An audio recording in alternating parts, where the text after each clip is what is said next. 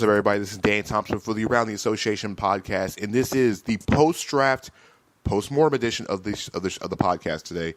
It is Friday morning. I'm recording live right around maybe 10 o'clock a.m. Eastern time on Friday morning after the draft. So here's what I'm going to do for the next couple podcasts. So instead of going and breaking down each team individually, I'm going to give you 6 different podcasts, one each division. They'll be out sometime throughout the weekend and into probably Monday. And I'll go a little bit in depth with a lot of the picks, a lot of the team, my team grades as well too. So I can keep my podcast, like I said, around the 12 to 15 minute mark. I'll do a much more in-depth podcast. Like I said, a group of podcasts later on this week. So people want my instant reaction to what's going on with the draft. And last night, like I said, it was kind of a late night out here in Orlando. I didn't really, me personally, I didn't finish up all the stuff I was doing until almost 2 a.m. 2 a.m. in the morning because, like I said, the draft ended right around 12. I had a chance to sit down with Jeff Weltman, talked to Melvin Frazier last night, talked to Mo Bamba last night. And like I said, Mo Bamba will actually be in Orlando this afternoon, which will be Friday, for his introductory press conference, which I'll be at today. But when you look at the draft from a perspective, from a larger perspective, the draft did not have as many player moves as I thought it was going to have. When I say player moves, we're talking guys on existing rosters, not draft picks, but particular moves involving players. I thought Kawhi Leonard was going to be traded, or we're going to have another Jimmy Butler type situation where a star player gets moved. I think this summer, with teams having limited cap space, the teams were really overvalued, but really had a high value, a high premium on a lot of these picks. Because, with only really 8 teams with actual space to do something, something logical or something, like splash worthy, it's not a deep free agent year for teams. And really the class is not as deep as you would think. There's some good players on the board, but like I said, it's not as top heavy as next season potentially could be. Like I said, because this summer is going to be dictated with LeBron James and Paul George, Chris Paul, DeAndre Jordan, among other players being named free agents. So this is not exactly the deepest free agent class. So as far as, like I said, multiple picks being moved, it wasn't the type of draft I was expecting. But mind you, this draft had some very interesting moments. So let's go over an entire overview of the league. So yes, I did release a mock draft at 6 a.m. yesterday, which means I finished that article right around maybe 1 a.m. on Wednesday morning, Wednesday night, Thursday morning.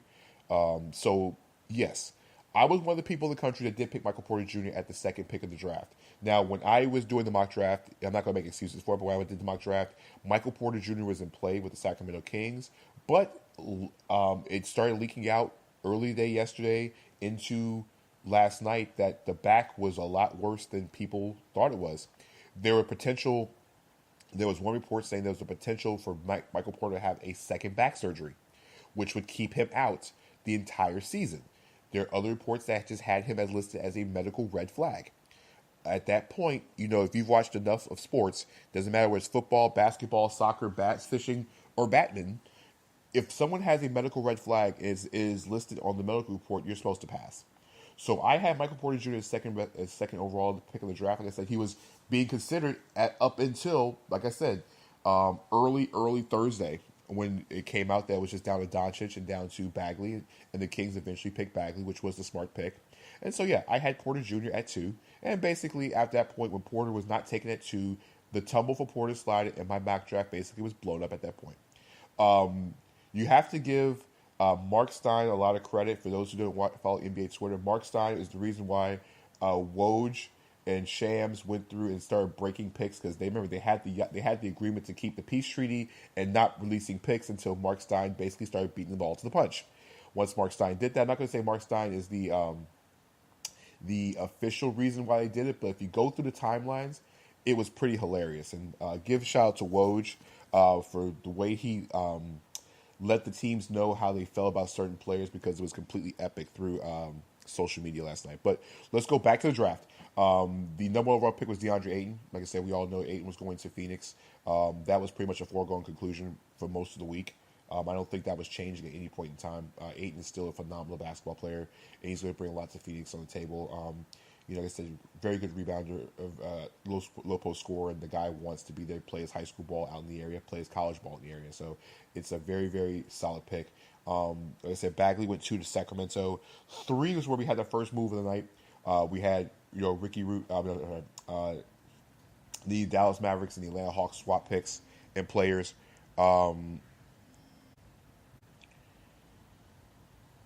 So when you look, sorry about that. I guess some issues with the phones.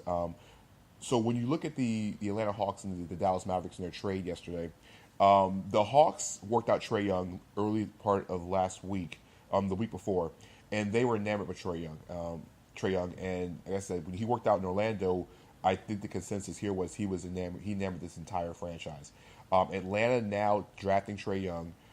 We're really technically drafting Luka Doncic to trade him for Trae Young. And in Atlanta's case, Trae Young is the shooter they've been looking for. And if you look at their other first round pick, Kevin Huster, they have just drafted Splash Brothers 2.0 or Splash Brothers Light because they're the two best shooters in the draft. When Memphis took Jaren Jackson at 4, they took a guy they're going to slot right in next to Marc Gasol, and Jackson can play the 4 until he bulks up, where he'll probably play the 5. An athletic, shot blocking big. His dad played in the NBA, so he has NBA pedigree. It's going to be a good fit, like I said. And then Dallas ended up with Luka Doncic in the trade at 5.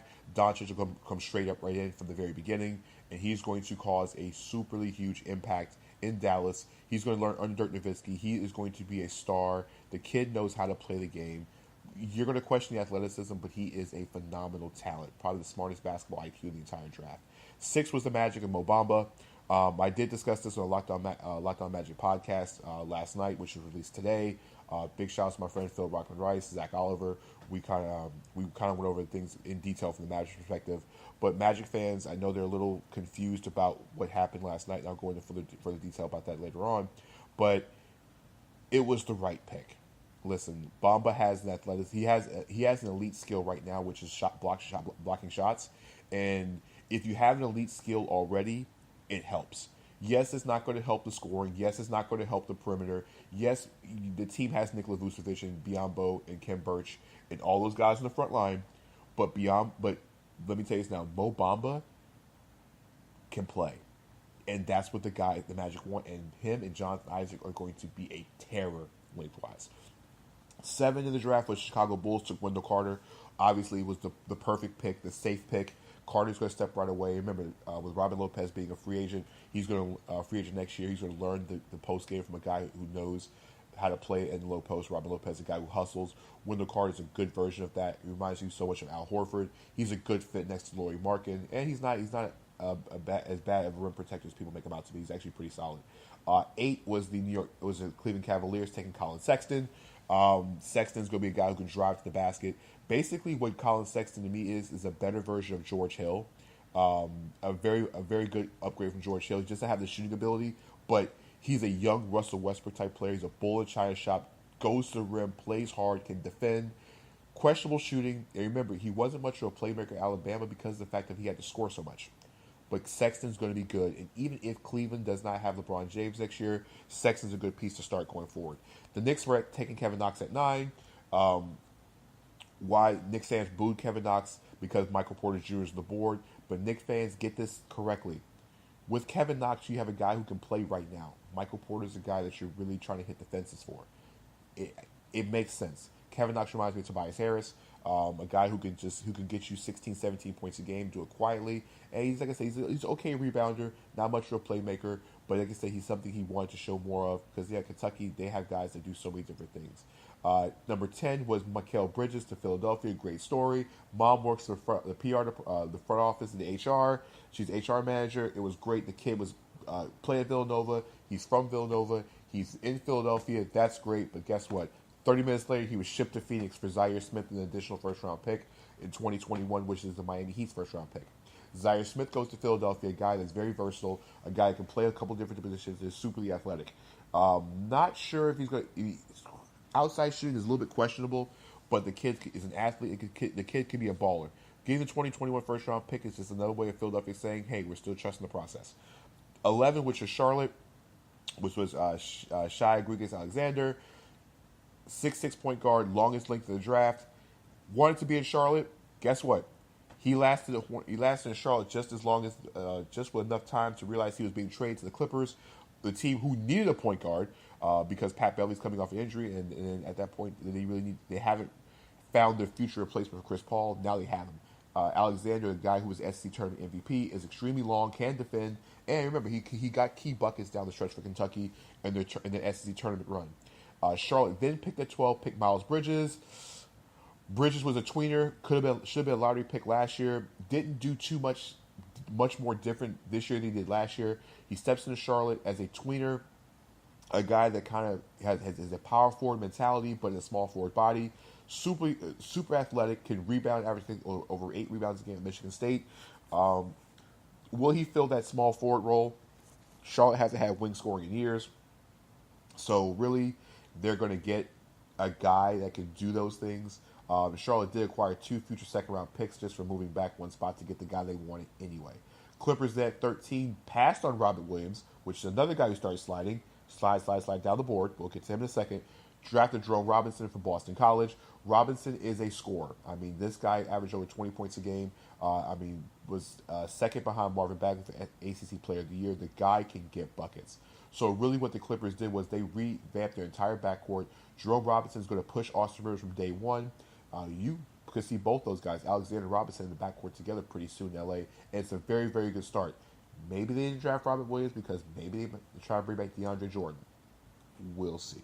14 was the Denver Nuggets, and they took their chance on Michael Porter. Listen, if anybody can take a chance on Michael Porter at this point, it was the Denver Nuggets. A team that has a lot of guys that do a lot of the same things, that play a lot of the same positions. Wilson Chandler is the starter. You potentially could bring back Will Barton this summer. And really, Michael Porter, if he is healthy, is the best offensive player in the draft. If he is hurt and has to sit another year, the Nuggets are one of those teams that can afford to make that type of move. Looking at 15 in the draft, which are the Washington Wizards. They took the Wizards at 15. They drafted. Give me a second. I got to pull up my entire draft sheet. It's kind of hard to remember every single draft pick at one point in time. The Wizards at 15 took Troy Brown from Oregon. Big score, versatile scorer. I think they really wanted Jerome Robinson. That's the guy they had all intentions for. Lonnie Walker was in play here at this point, but with Brown, he's an inside-outside guy. Can play multiple positions. He'll play the 2 and the 3. Kind of a nice little change of pace with Kelly Oubre. So I think you got to get scoring there. And I think he's a solid scorer. He'll do some really good things there at that position. Like I said, in Washington's case, he's 6'7", he's 215. Like I said, kind of a Kelly Oubre type of player. A little bit better shooter than Kelly Oubre, so I kind of like him at that role. I was thinking, like I said, Jerome Robinson was the guy at that spot. Lonnie Walker had a couple of questionable injury concerns. That might be the reason why he slid down to San Antonio 18. Get to him in a second. 16 was, like I said, the Philadelphia swap with Miles Bridges. Phoenix ended up getting Mikal Bridges, another guy that's going to be a versatile wing guy. They have so many of those types of guys, which is kind of weird because I thought they wanted a point guard at that spot, but they actually went for the guy that is going to be another 3-and-D guy. I would love to see how this is going to work. Another 3-and-D guy. Josh Jackson's a 3-and-D guy. Bridges is a better scorer. Like I said, they added him with DeAndre Ayton. You have 2 guys who are top 10 picks. Talent-wise, it's a nice fit. It's going to be real interesting how Phoenix incorporates both those guys together. Milwaukee 17, Dante DiCenzo. Listen, the Bucks haven't had an outside shooting presence. They've been trying to find somebody to shoot in the wings. They finally got one. They've tried everything from Tony Snell. They've tried, Chris Middleton's a fine shooter, but they still don't have a pure shooter. Dante is a guy who's athletic and can knock down shots. As anybody throughout the NCAA tournament, this guy can score. And he's a guy who is a super athlete, very, very, very, very good athlete.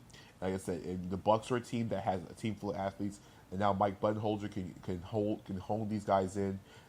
I thought they were gonna go big here, but you can never have enough shooting in the NBA. San Antonio took Lonnie Walker the 4th, a 3-and-D guy, probably the most athletic guy that we've seen on this roster in a while. A guy who can defend. You can put next to DeAndre Murray. With Danny Green being a free agent, not sure if you're gonna bring Danny Green back, but Walker has shown he can hit the NBA 3-pointer. But like I said, he's a 3-and-D. He's a 3-and-D wing, very long, very athletic. I like him next to Murray. Like I said, Murray was all defense last year. 19 Atlanta took Kevin Huerter, like I mentioned before. arguably the second best pure shooter in the draft, other than Trae Young. The Hawks have Bill Splash Brothers 2.0. Minnesota at 20, Josh Okogie of Georgia Tech. Another versatile wing guy. Can actually knock down the three-point shot. The 6'4" guy, I think, will take a lot of the pressure of Jamal Crawford not being back. Can score the basketball. He flew up draft boards because he's so athletic and tested off the charts at the combine. 21, the Utah Jazz, Grayson Allen. For those who didn't watch the draft last night, Grayson Allen and the moment between Grayson Allen and Donovan Mitchell was some stuff of legends. Allen, we all know how good of a shooter he is, but we also know all the dumb stuff he does at the same he has done in the past, tripping players among others. Hopefully, being around a culture like Utah is going to help him mature a little bit more, because if he can mature, man, the kid can shoot. Grayson Allen can shoot the basketball. Chandler Hutchinson, 22, the Chicago Bulls. Something that we've all known for a while. Hutchinson had a promise way early in the process. The Bulls were the team. I figured I was going to make the promise. Which Hutchinson didn't work out for anybody. 6'7", versatile guy. I think he's going to be taking a lot of the minutes and playing a lot of the small forward position. That must mean Denzel Valentine, that experiment might be over for him. The guy is very versatile, is very long, can still defend. He's also a hybrid type of guy. Has a lot of qualities that you would want from a defender, and he also can knock down shots as well too. Aaron Holiday and the Indiana Pacers at 23.